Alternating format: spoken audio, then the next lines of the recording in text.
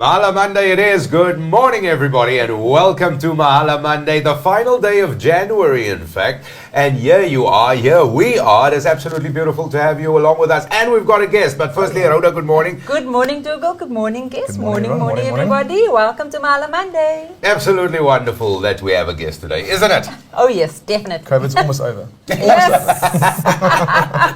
Well, our guest is none other than Damien Stander, who's joining us today. And he's with OptiGrowth. Now, with Damien, firstly, welcome. Good morning, man. Thank you very much. I'm happy to be here. It's nice to be in person, not on Zoom, and not to talk via connections and Wi-Fi issues and that kind of stuff. So it's good. I'm glad. No, it is absolutely brilliant to have you along with us. Now, today, of course, and you'll remember we spoke about this in our ad. So it's a brand new year. 2022 is going well. First month is basically done because we're at the final day of that month. But more importantly, we're going to talk about health of business, and this is super important. So whether you're a business owner, you're an entrepreneur, you want to take your business to the next level, you want to sort of look at the health of your business, consider things like freedom. This is something we spoke about. Freedom. And what do you understand around freedom of business, Rhoda? Because I understand nothing. For me, freedom of business, for me, is like, I want to go on holiday. That's how I understand freedom of business, guys. Yeah. Exactly how I understood it, but I didn't want to say it. So that is what we're going to talk about. So this is definitely the show that is a tool for you, and this is going to be your guide. And more importantly, he's got the answers. But Damien, let's first get into this. So you with OptiGrowth, okay, we've spoken to you before. People might not know exactly what OptiGrowth is or what it is that you do. Just give us a quick overview. So OptiGrowth plays in the coaching game effectively, but we don't see ourselves as business coaches. What we see ourselves as doing is being more of a confidant to business owners. So we focus on the business owner, we focus on the executive team, and the idea is to take the journey of building your company with you. And we do that through three objectives. We take the first one of doing a knowledge share. So how do we take the information, the methodology of what we use and how we do, and how do we share the information with the business owner or the executive team? From there, we then look at taking that information, testing the business itself, and seeing how the business has currently implemented that methodology or that process or that system of the business. And then from there, to putting a plan together to practically implement. Now, again, every business is different. Every business does different things, different industries, but they're still a business. So the practical implementation of things is the same for any business, whether you are a plumber or you are a videographer or you are even a corporate playing in the marketing game, for example. Everything is the same around the business structure as well. So simple. So in terms of the foundation, and of course then you've got COVID to deal with, a pandemic that has thrown a bit of a spanner in the works, but once again, it is, I suppose the variables given different times, will change. Now, of course, I know you got a lot of questions and comments out there, so the details at the bottom of the screen at Nikkei Productions, that is how you can get in touch with us, and that is what we're going to do. So Damien, let's start off here, because Rhoda and I try to define business health. And a lot better than me, but I'm going to have to dabble in it as well. But in terms of when you look at a business freedom, when we spoke about this, of course, this is something that you can assess, and this is where you guys come in. Now, why would you even need to do an assessment? So the big thing for us is always we don't measure, it doesn't matter. So how do we take your business right now, see what the fit is, see how you fit into the business as a business owner or executive, and how involved you are. Now, freedom is about the lack of involvement in your company. Can I step away from the company? Can I choose to step away from the company? And am I then able to have the business run and perform at its best without me? Now, that's counterintuitive. A lot of us as business owners think we should be involved, and if I'm not there, the business will die. But that means when you do eventually decide to leave, the business is worth nothing. And we forget that to have business value and to have worth, the company actually has to operate without you. So how do we find freedom from operating and working, being task-driven, being in a place where we don't have the capacity to hand over or delegate, and get there and then effectively choose what I want to do? If that means sell the company because I've got an asset that's worth something, go on holiday, be a director on the board or be the chairman of the board where I can plan and direct people rather than doing the work, that's the ultimate freedom. And that's what we strive to do. So the assessment is about testing for that freedom. And it is important for businesses to test this. I mean, this has gone... I would think so. It's like your financial management. If I'm not making money, how do I know I'm making money? If I have a way of reporting on it or sharing information with my team or my directors or my stakeholders, how do I know what I'm doing? If I don't test who I am, particularly in the freedom assessment or in a freedom state, how do I know what I'm doing? And that's what we're trying to get to. Yeah. No, and it definitely sounds interesting. And the one thing I want to say as well, that you brought us some slides because we've got a PC and everything here that we are going to be using. So the freedom assessment, and I know you explained it here, but now I want you to really jump into it.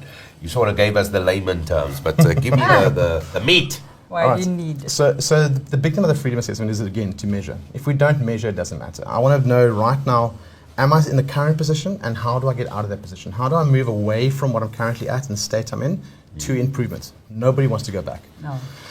Easiest example is fitness or exercise. If I'm overweight, I can't do something or I can't get somewhere, I've got to test my fitness level right now and plan how to improve it, and then retest and retest and retest and see the progress made through. That's the basis. It's really that simple.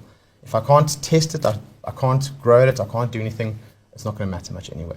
And again, our biggest thing for OptiGrowth and our little slogan is control, freedom, and growth. Oh, yeah. How do I take control of what I'm doing? How do I know I have control? Find that freedom and then eventually grow as well. So the assessment helps me take the control and then find the freedom. Okay. And just to be clear, with somebody's watching this, this is now, as you mentioned earlier, it doesn't matter the scale or the size of your business. So whether you've got a very small business, entrepreneur or something, or you're a big conglomerate of sorts, it doesn't matter. This recipe remains. It remains the same. You've got to have certain structures in place to do it. And remember, you as a business owner can choose to keep your business small, to keep it as a lifestyle, to scale from being a small to a lifestyle business, or to go international, go corporate, go big. It's completely up to you. But again, do you have the freedom to choose that? Do you know how to get there? And that's the big thing about the assessment. Where am I currently and how do I get there then? Okay, brilliant. Then one of the big questions I know a lot of guys out there, obviously running a business as well, is always to talk about an assessment and an evaluation. And I mean, that's always this question that pops up. And so what is the difference between the two for the business owners out there? Personally, for me, evaluations are scary. So evaluations are something that they test me, do I know something or not something? Right? It's like it's a formal test, taking what I know now and comparing it to what I should know. Versus an assessment is, where am I in a current state and how do I move from that current state into the next state? What do I do to get myself better rather than you are right or you are wrong effectively?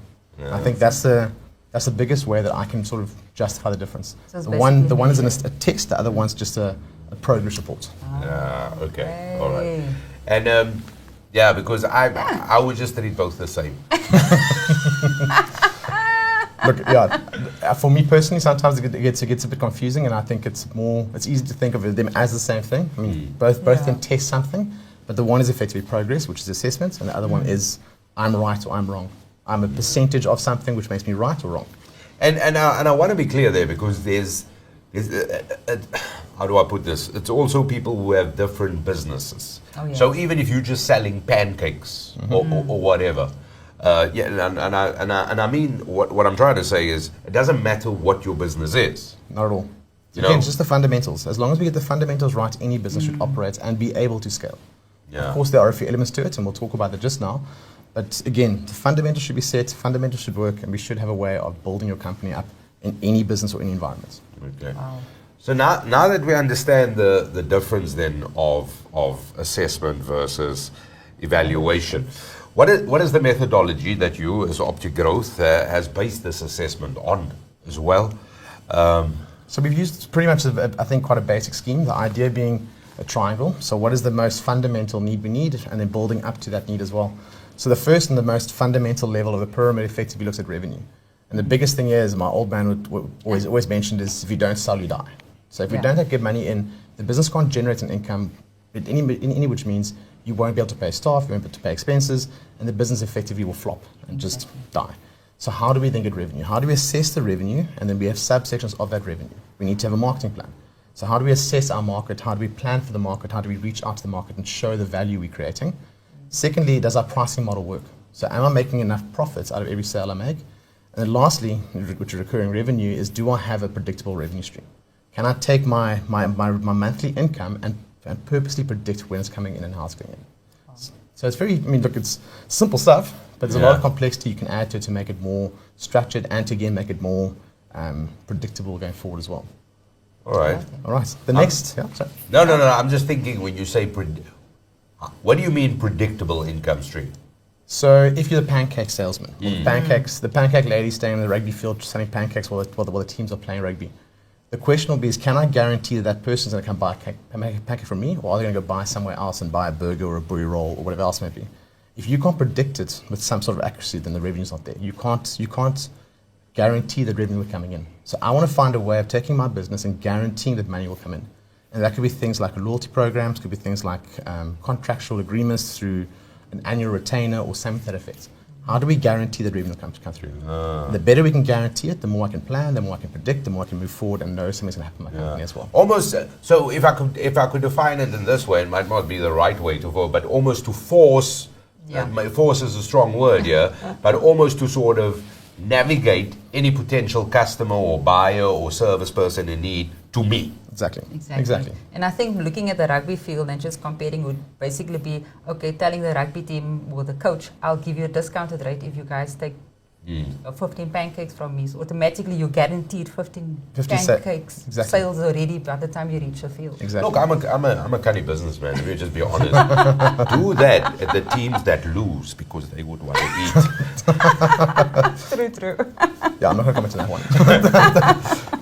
Right, the next one. So the next one we look at, so once we have revenue, the big question then becomes how do we manage that money? And the big thing is financial management. I think this is an area that most business owners tend to, I wouldn't say do half-heartedly, but they're not quite as mature as they should be with regards to their financial management structures. And again, the three elements to that looks at accounting, which is how well do I record and how well do I understand what my business is doing? So do I understand my revenue breakdowns? Do I understand the cost of that revenue? And do I understand the expenses that I'm going through as well? On top of that, you have a balance sheet, which obviously talks about your assets, your liabilities, and your owner's equity. And then we've got to look forward as well. So we can't just look at what's happened in the past, because that's what accounting does. Purely looks at transactions happened, how was the transaction utilized, and where the transaction come from. We've got to look forward and start predicting and planning our growth as well. So when I've got a forecast in place, I can start targeting, I can start pushing forward, I can start measuring how well I'm doing as well from a financial perspective. The last one, I think the most important one that most business owners will feel is how my cash flow looks. Do I actually have cash flow in the bank? Do I have money in the bank? And there's a very nice phrase of revenue is vanity, profit is sanity, and cash flow is reality. I can make as much money as I want to. If there's no profit, I can't pay my expenses. And if my customers don't pay me, there's no money in the bank. So what's the point then? So cash flow is a vital part of most small business owners' needs as well. Say that again. Revenue is vanity, profit is sanity, and cash flow is reality. Remember that, people. I'm going to write it down. All right. The next step. Once we have the management and the profitability side of it, we've got to look at how we structure our business to bring about best practices. So how do I take my business and how do I make sure my teams or my people or even myself are utilizing those processes to work best for the business? Okay. So sales process is pretty simple. I quote, I get approval, I'd send through an invoice, and I then have to hand it over to my projects team, my operations team to deliver. Simple process, but those things have to be followed. I can't get approval, send a quote, or invoice, get a quote, do approval. It's a bit backwards and forwards. You've got to have the structure in place to make sure things happen at a coherent and a formal level. I've also got to then measure it. So things like your key performance indicators, your critical success factors. Am I going towards achieving my goal, and have I or have not achieved my goal? So a key performance indicator looks at the indications of how well I'm progressing. A critical success factor is a yes or no answer. Did I achieve the revenue I targeted? Yes or no. Did I get the market, the target market I wanted to do? Did I reach out and did I achieve the scale I wanted to? Yes or no. A critical success factor, a KPI, looks at how far I am from it and am I progressing towards it as well. Okay. And the last one is company policies, which says, do I have an overwhelming or a surrounding structure that guides how this process works and how it integrates and how it moves between the rest of the company policies? Again, lots of business talk and a lot of terminology, but it's important to understand that because as my business matures from being just a little lifestyle business to a scalable business to a growing corporate type of business, I've got to start having things in place because more people start needing to have information available. If I'm sharing it from Damien's side as the big business owner, the big CEO, and I can't show somebody, give somebody a document that says this is how you run my accounts department, I've got to physically go and explain to them, and that's it's not efficient. Yeah. The big thing about these first three parts is, and it's something that we can consider for any small business, is we do this automatically, right? We know this from experience. We know this from how we operate. If I get money in, I know I've got so much money, I can spend so much money, and I do it a certain way. So these three fundamentals are pretty much interlinked with any starting business. It's when we start moving along the scale, moving along the timeline of the business, we have to start dividing or splitting between these ones and put more focus on it. Any questions so far? No, because this is what everybody is thinking, and like you say, these are the things, and I suppose a lot of people are doing these things already, unbeknownst, and you know you need to do it, but they haven't defined it Defined yet. it as Well, yet. one thing we talk about to our customers, can you articulate or can you show me a document that tells me how you do it? Because you're doing it, but show me how you're doing it. Tell me what you're doing. And most of them struggle to that point. They can't physically put down what they're doing into paper or put it into a point or a presentation to go, this is how my business operates.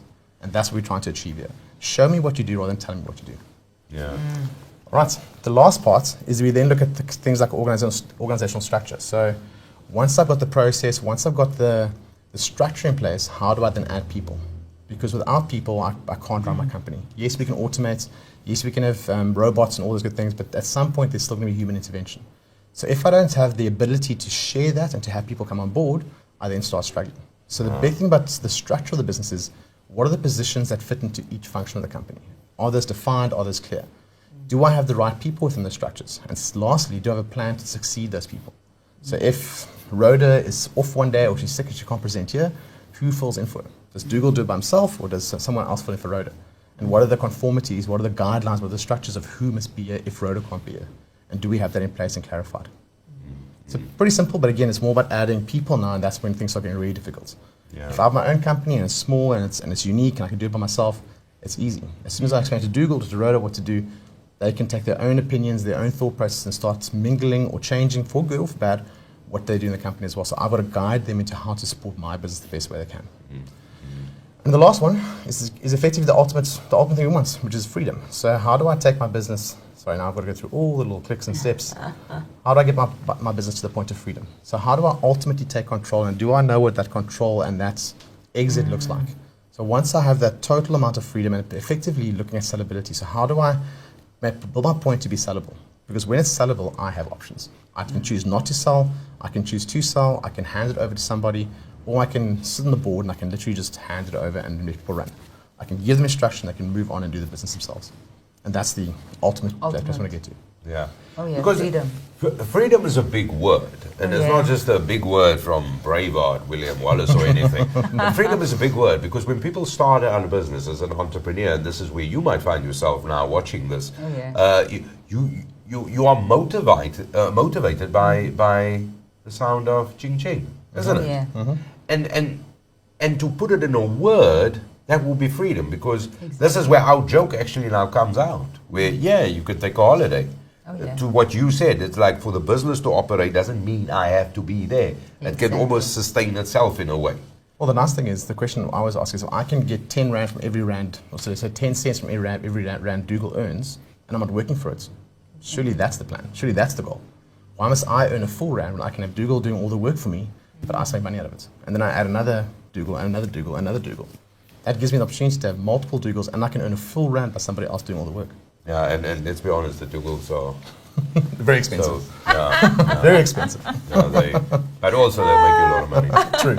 Yeah. So the question would be, obviously for everybody watching now, before you start the survey, are there any aspects that they need to know about before it gets done? It's a good question, and I think it's something that everyone should look at first and think about. So the first thing is, our survey is subjective. So no one walks into your office and says, let's do an audit, let's assess everything you do, and then let's give you a score.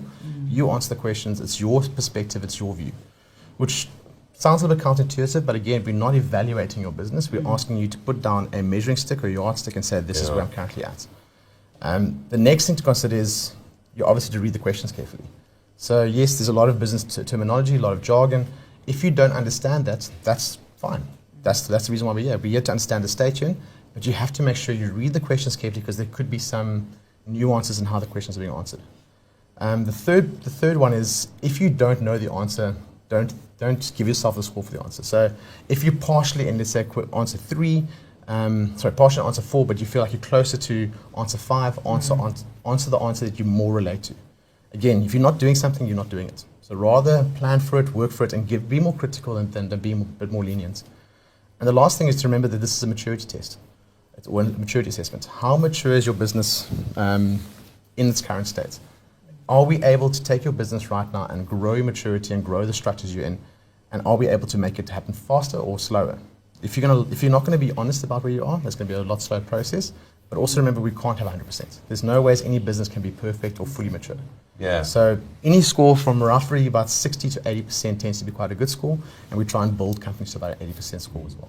So I think those will be the big ones to consider. Because it is important to note that there won't be 100. Even if you are the most successful business on the planet, you still have dreams and goals. You still have plans. You still want to do so there's no 100%. Well, and the big thing is the only constant is change. So things are always changing, things are always moving, things are always adapting. COVID was a very nice example of how people had to quickly change their businesses.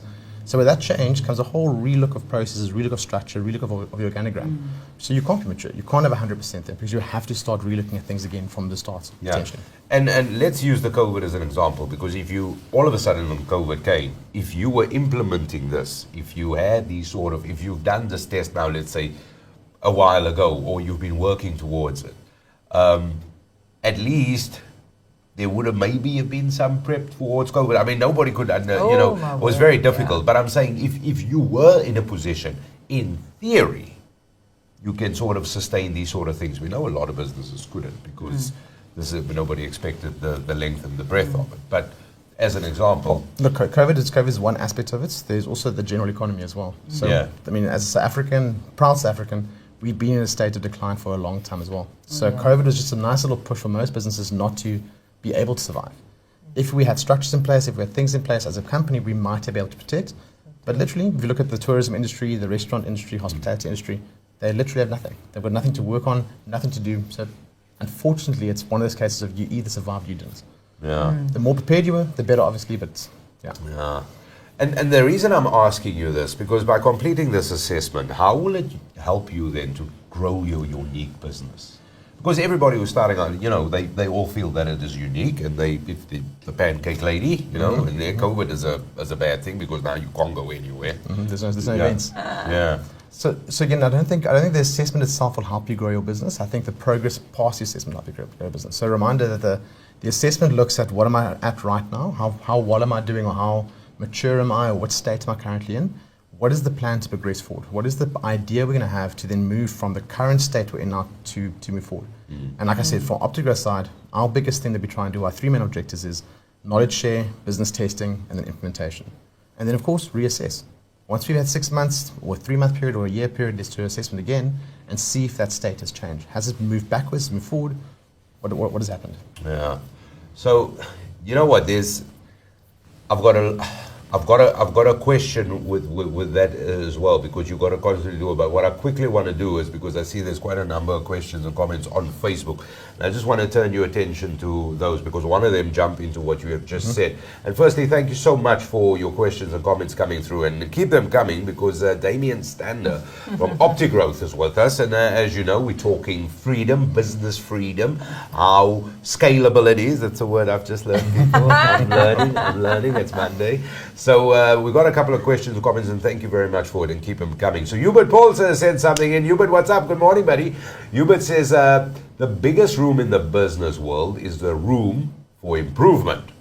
You can only achieve this if you're constantly measuring your business. Man, I definitely can agree with that. Yeah. And just to be clear, it's not like he just said that in. He sent that in 15 minutes ago. You should be sitting here then. He sent that in quite a while. And then now we get to the bit that ties into what you've said. Measurement is the first step that leads to control and eventually to improvement.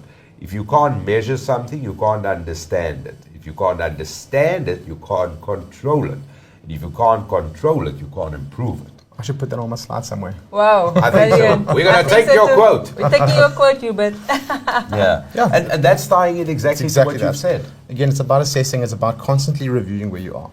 If I do, so again, I mean, we can have plans, we can have strategies. I can work towards putting something in place. But if I don't take that effort, and if I don't see if it's actually working, how do I know something's happening? How do I know something's moving forward or moving backwards if I don't keep measuring? And Damien, I've got to be honest with you, because and I use this example purposefully earlier as well, because because I'm not a business owner. I'm not, you know what I mean. I don't have businesses or anything like that. So it's a different thing for me to understand.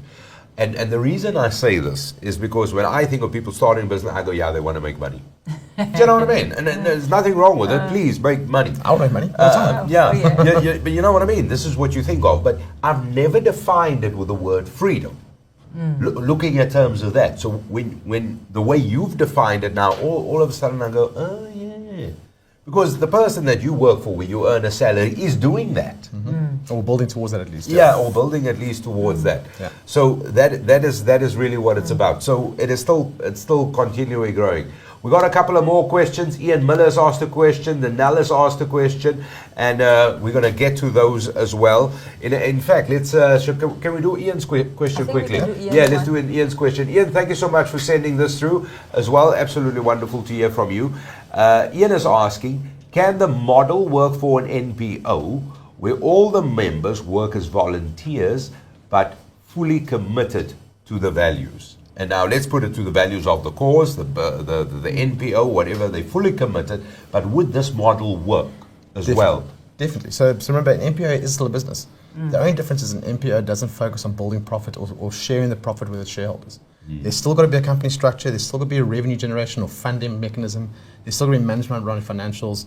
There's still got to be a process of how you operate or how you deliver your product or your service to your clientele, whether that's the poor, whether it's the people who are moving around, doesn't matter. So it's all about how the business is structured, and particularly in NPO is quite difficult because you have stakeholders who are very, very interested in where the money is being spent as well. So even more reason to have structure and more reason to have that sort of goal in place of building that freedom as well. Because, and it's nice to hear, especially because you have volunteers, as long as they're buying to the values of the company, you can direct them into the areas that need you most. It just means you have a very, very small salary bill.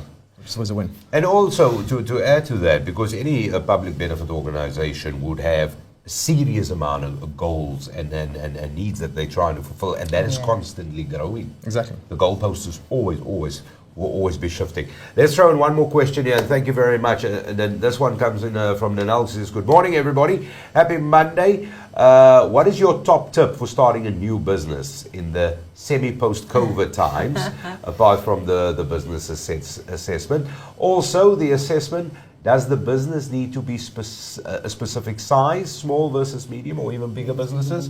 Which I think you've touched on, but for Nanal's purpose. So I think the first advice I'll steal from my contact who said it, just start. Whatever you want to do, just start something, put the effort in, start going, and again, build around that. It'll happen automatically where you start picking up on things you need to learn. If you can make a bit of money, get the money in, and start learning how to use your money effectively to run your company. Don't wait for something to happen, rather just go out and do it. So once you start, whenever you have the time and the effort to put in place. With regards to doing assessments, anyone can do the assessment, small, big, just started, not started. Again, it's about finding that current state we are in, or the state you're in right now in your business. And this is where your business comes in, because the Nanal way has sort of addressed the elephant in the room. I want to start a business, but I have a product, I've got a bit of a service, I don't really know what to do. You know who you phone? This is who you phone, because they will help you with the business plan and all of that. So this is the person phone him. him. Yeah, he's here, man. You phone him. And this is it, because a lot of people want to start something, but they've got no idea. And I know you said just start, but yeah, if you've just started or somewhat started or made half an attempt, at least go see OptiGrowth, because they will immediately, something you'll only discover a month away, they'll tell you right now. Exactly. And that's what it's about. There's a very nice phrase. Entrepreneurs and business owners wake up terrified and excited every morning. There's always fear, there's always excitement, there's always something happening that's out of control. You have to accept that, and unfortunately that is the mindset of what an entrepreneur and a business owner is. It's not always good, it's not always bad, but there's always something happening. Okay, let's get back to the assessment quickly. So without doing the full assessment, because I mean, obviously time is against us right now. So without doing the full assessment, I know you got some sample there for us just to go through one of the questions, just for people to understand exactly what it looks like, and obviously how they need to read it extremely carefully before they actually answer these questions. Sure. So the first thing is, the nice thing is our assessment is on our website. So OptiGrowth's.co.za. There's a little tab on the left-hand side, nice bright orange, doing freedom assessments. Go read through the information, click on get your score. All you've got to do is add your email address, and I think it's your name and company name. And from there, it's about a 15 minutes effort to put in 20 questions or answer 20 questions. So as an example, when we look at a questionnaire, the first thing we have to realize is we've got to have some form of measure to go against. So we use what we call the maturity scale, so 1, 2, 3, or 1 to 5. And effectively what it looks, or how it's scored is, 1 would be it happens as when needed, there's no structure to it, it just goes. 2 is repeatable. 3 means there's a document that defines how we operate. So we've got policy or a process in place that's actually written out and can be shared with our staff. 4 is that someone's actually managing it. So somebody's sitting back and going, okay, all the wheels are turning, all the cogs are greased and everything's working fine. And then 5 is every year we review how that policy, that process works. Yeah. So when we structure our questions, we ask a question and then we give it a scenario situation for each one of those potential states, I suppose. And that is and that would be. But now on that, let me just ask you this, because different business day. If I've got taxi and selling pancakes, I'm just doing that in the winter. Do you know what I mean? So Then you must answer the question that way. yeah, and then this is the thing. There's no right or wrong here. Exactly. But I was actually also going to say, because normally when you do these assessments or, when you ask these questions, always one is bad, two is not the case. Like this is just answering a question according to the number that's there and not like 5, I'm going to press 5 because 5 is good. 5 is good. This is not it. It needs to be exactly where I'm at in my business and what I'm experiencing. And look, that's also why we had a bit of a debate internally. Do we randomize the questions and try and make it a bit more, I wouldn't say confusing, but try and make it a bit more sort of, so you don't try and gamify it a little bit. Exactly. But we did think rather show a metric or a scale of how the progression works so you can understand where you are. Because again, this is an evaluation. We're not trying to show you how wrong you are. We're trying to assess the state and move you from one state to the next state as we go through. So as an example, if we look at the first question, this is particularly focused on your revenue band. So we're looking at your offer to the market. So is the following statement true and how does it best describe your offer to the market? Okay, so before you answer it, assume this is me selling pancakes. Okay. All right, let's go. So I'm assuming you're the one person selling pancakes, right? Yeah. With your, what's your little pancake mix and your There you little go. boiler, whatever it is. Yeah. So number one, it all depends on the customer and we customize it depending on what the customer wants. So as an example, the pancake business, do you just do flat pancakes flat pancakes as in plain pancakes with a bit of cinnamon and syrup? Yeah. Or do you add chocolate chips or do you add banana? Yeah, we do all of that. All of that. And if the customer comes to you and says to you, I want to have a pineapple in my pancake, are you going to run to the shop and get a pineapple and cut a pineapple and put pineapple in the pancake? Hopefully I have it. So more than likely, number one will then be your answer, right? Okay. Because now you'll do everything for what your customer wants. Generally, in marketing terms or business terms, I want to have a set offer, set aftermarket. I can plan for what I need then. So number two, most of my employees have an understanding of what we offer, but each person adapts it to their needs. So there's a certain understanding of how we go run a business and how we do our company and how our company moves forward, but everyone sort of adapts it to what they think. So I'm a pancake person, but I can also be a flapjack person. Or I can also be a bread company potentially as well. We can always, the batter's a little bit different, but we can still make batter to make bread, for example. So if I ask Dougal or ask Rhoda, what does Damien's company do? And we're all in the same business, there might be 3 different discussions on how it works, but they might all be the same as well, potentially. There's no real continuity to it. Number 3, we have a defined offer to the market, and this has been shared company-wide and implemented. So I can almost guarantee you that everyone will say OptiGrowth does this, or the pancake company does this, and we are specialists in building plain pancakes with cinnamon and syrup. Nothing more, nothing less. We make the best cinnamon and syrup pancakes in the world. Yeah. Okay? 4 being managed, there's a defined marketing department. So now we've got a team of people who are ensuring that the offer going out to the market is working it. It's being communicated consistently and clearly, and it's being managed by both between internally and internal and external stakeholders as well. So again, that talks to there's a particular person responsible for this. So it's not just Damien, Dougal, and Rhoda. There's a person like Rhoda who's now responsible for my marketing brand, my marketing message. The 5th one is we annually review what our customers' needs are. So we do an external assessment. We do an internal assessment as well. And so does the business purpose still work? And then we ensure that the office is crafted to incorporate both. So we go through a cycle or a periodic process to then review what we're doing and how we're going about it. Now again, there might be aspects here that we do and we don't do. We might have a defined marketing department or a business development department with marketing function, but we don't necessarily know what marketing means. So then, from my opinion, this should be moved to a 3 because you might have it, but you don't do it yet. So again, rather be very clear on what the answer is and choose the best fit for what you do right now because that's the state you're currently in. Yeah, and just to be clear, I mean, we're looking at an example here of your freedom assessment, and this test as to where we are right now, this point in time, not where you want to be next Not week where you wanna or be. where you were 6 years ago, nothing like this. This is where you are right now. And may I just say, this I almost think is mandatory for all organizations, businesses, and especially, and just to quote Danelle there, in a little bit of a semi-COVID situation, pandemic coming out of that, and hopefully never returning to where we were. But this is almost So yeah, the scales are different. The atmosphere is different. Everything is different. Exactly. And look again, we're trying to assess the state. So I don't want to be proud. I mean, don't be proud about where you want to be. Think about where you are now, because you will get there eventually if you put in the right building blocks. You can't build a house without a plan. And if the plans are in place, we don't know what to change or how to change it, we can't get our house built, and if we all lopsided, funny, and hopefully probably fall over in the wind as well. I've got 2 more questions, but I think we might not have time for that. No. So I thought just at least to give you guys some indication of how the assessment works, because again, I think it's a very good point we made now. It's about the state of the business right now, not what I think my state should be or how I feel it should be.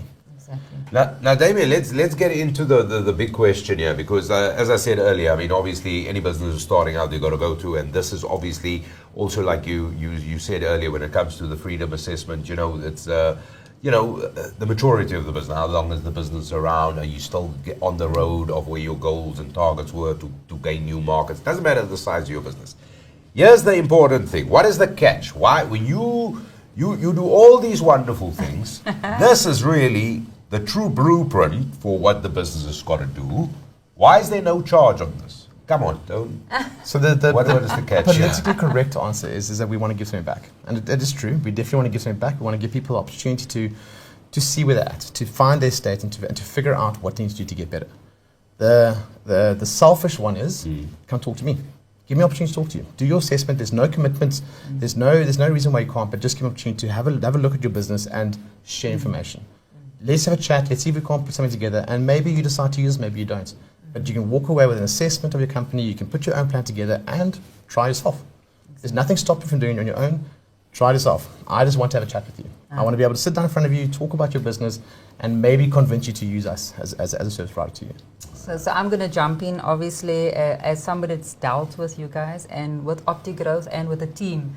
And you can take my word if you don't or don't want to, but I've experienced the company as well. And I mean, this is the reason why they're here today, because you know what, they're brilliant, they're excellent. OptiGrowth has pushed our business, and that is Nikkei, and even Mahala to another level. So you know what, you need that push sometime, because especially being, like I've told you many times, being the first time business owners, there is so much to learn. There's so many things like this now, things that you're not aware of. So you know what, OptiGrowth is there to be able to assist you. Take advantage of it. Now you have to, and it's funny you should say that, because I was going to trick both of you with that, and you've jumped me to it, the tricky roader. But it is, because it's been you've walked a road with them, and I mean we're putting our cards on the table here. There's no funny stuff here. Exactly. You've walked a road, and let's be honest, I've known your business for a while, but there we go. There we go. Even with the last 2 years pandemic, goals have changed, but. There we go. Exactly. Look where we are today. And look, remember, just to add to that, the biggest thing is not about us necessarily helping, it's about us being a soundboard. Exactly. Test ideas, play around with questions. Again, we get very stuck in our company. We get very stuck in what we do and how we do. We don't look wider than we need to sometimes. Yeah. So why not ask somebody? I mean, how comfortable do you feel talking to your friends or your family about business? They don't understand what you're going through. They don't understand your financial situations. They don't understand the pains and the issues around your specific business. So find somebody who actually is there to support you and help you, not just try and show you how good they are. Yeah. No, that's very important. That's We've got a comment in from Hubert, and that's where we're going to leave it. Success is not final. Failure is not fatal. It's the courage to continue that counts, and that is. Hubert is the quote king. No, he is. Quite king. Yeah, no, he certainly is. He certainly is. And thank you very much for that. And thank you very much for all the questions we received as well. So, Damien, the biggest thing is there are small businesses out there. There are people who's just got the idea of, I want to do a business. Everybody is looking at this. This is the end goal. Going through the word freedom. This is the end goal. Yeah. They want to start it. How do they get in touch? Go to our website, do the assessments. An email come back to you, schedule appointments, and let's see each other. It's very simple, very easy. It really is that simple. Otherwise, you can go to our website, you can contact us on the number provided or the email provided, and let's have a chat. Again, there's a no obligation, free chat. I say free, no obligation, free of charge chats. That's the easiest part. That's the easiest way to get there. All right. So also we just want to say hi to Lawrence, who is watching. Lawrence, how's it going? Lawrence Jacobson is watching. So. Hope you're all cool. And I hope you've all find this very, very insightful. I mean, I don't even have a business, and listening to you, I'm like now coming up here with, man, just don't Don't laugh if you see pancakes coming down. If you see pancakes coming down down Dugan, the. I'm listening to you now. I'm going to basically, I'm kind of going to show you up. You cannot say that you are not a business. You are a business on your own. So you know what?